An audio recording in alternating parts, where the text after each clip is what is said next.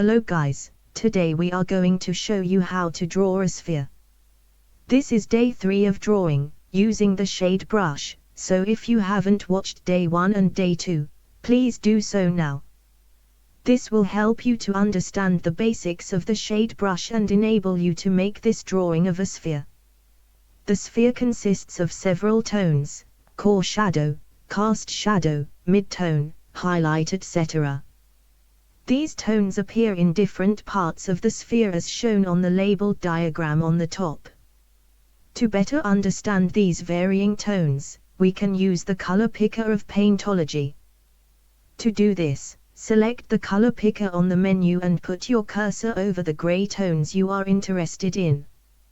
This will move the cursor on the gray scale at the bottom and you can see how the tones change. We use this to our advantage and apply it to the drawing. In time, you will select gray tones without the color picker, and you will pick out the tones just from observation. We are going to start off with the darkest tone on the sphere, which is the core shadow. We set a brush size of about 20% and start on the edges, but you will see that I vary the brush size throughout the drawing.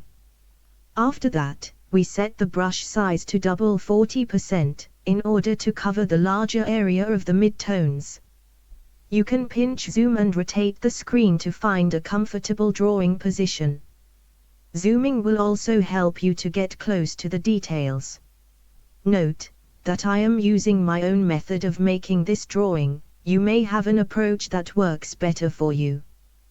The important lesson is to come up with something that is close to the original diagram. Now let's clean the edges with the line tool and put the density to 50%. In this way, we can make several strokes to go over the edges instead of one hard stroke. It is important that you practice regularly in trying to improve your drawing with tones, as this forms the fundamental building block to good drawing. You can post your drawing to the community page. We are sure to give you feedback.